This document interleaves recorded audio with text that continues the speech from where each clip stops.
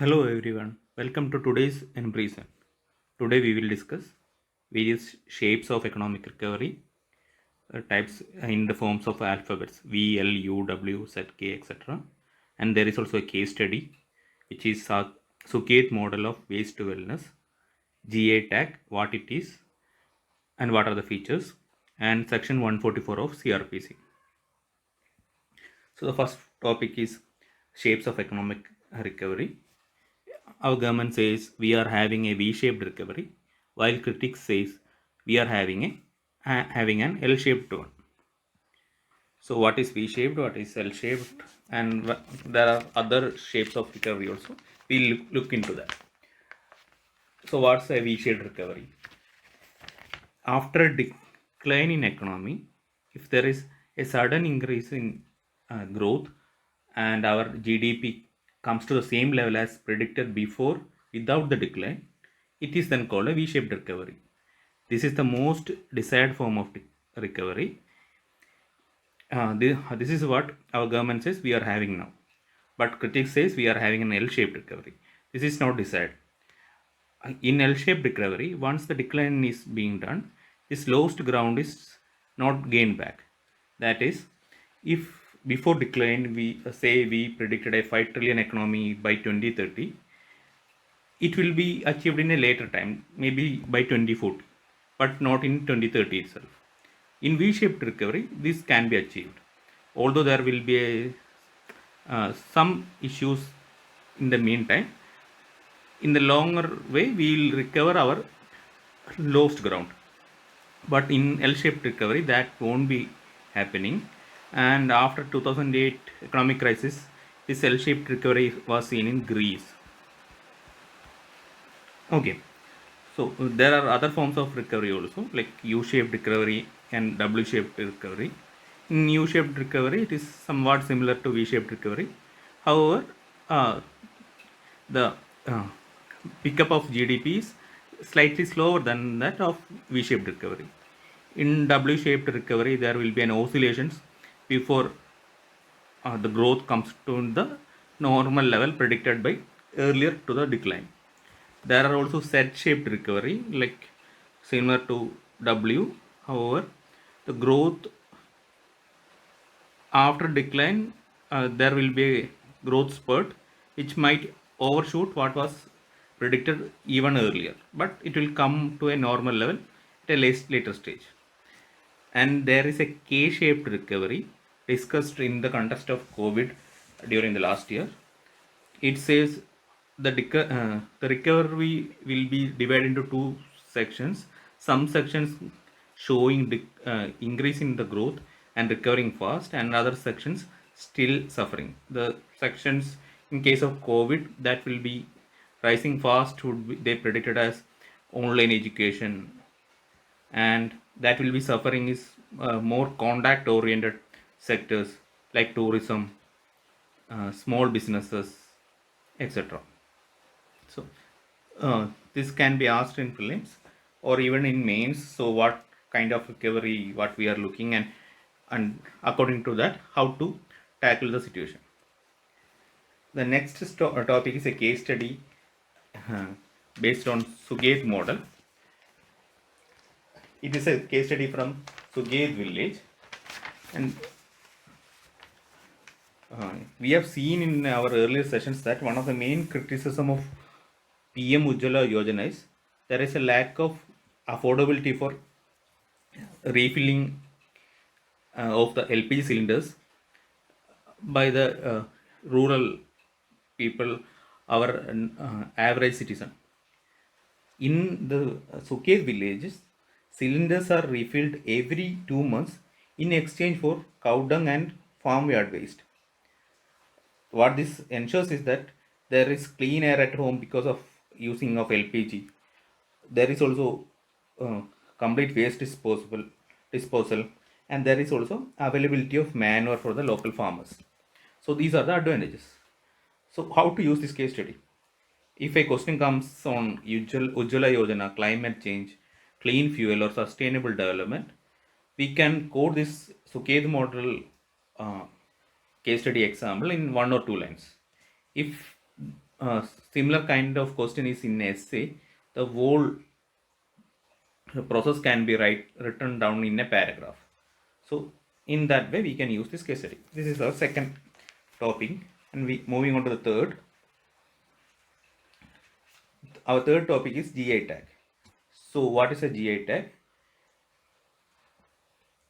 GI tag is given to products of certain geographical origin due to their qualities and reputation arising from that origin itself, like our Kanjipuram saris or something like that. This GI tag is what does it does do is it enables vendors to restrict other third party to use this the same tag, like some other textiles can't use Kanjipuram sari tag if the product is not from that origin or it doesn't conform to the quality standards as given by a Kanjipuram sari. It is given the legal status under Geographical Indication of Goods Registration and Protection Act 1999, and it is administered by GI Registry, which is situated at Chennai. It is also covered under TRIPS, which comes under WTO, and to comply with it, WTO itself, we have started giving out GI tag, and this information is already asked in one of the prelims 2018, if I remember correctly. And the first product to be given GI tag was Darjeeling tea. This GI tag, once given, is valid for a period of 10 years, and it can be renewed in a later stage. So how will they ask now GI tag for prelims? They can ask like match the following: which product is from which state, or whether this product has GI tag or not. Take the odd one out in which GI tag is not there. Something like that can be asked. So it will be difficult to study every GI product with GI tag and the corresponding state.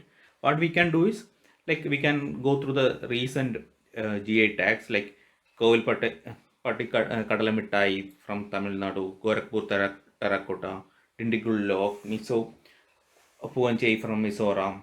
So, so just go through the recent products which got GI tag and their corresponding states, and the most famous ones. Some of them are given in this diagram.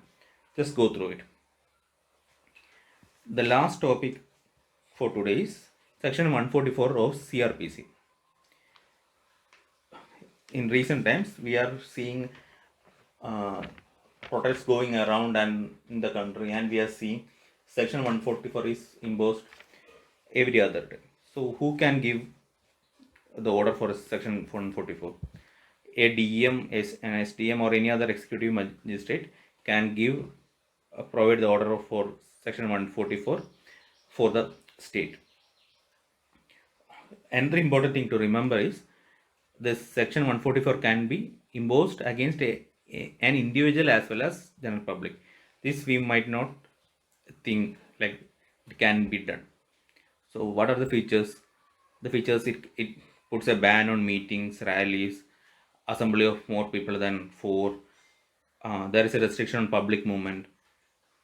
Educational institutions are closed.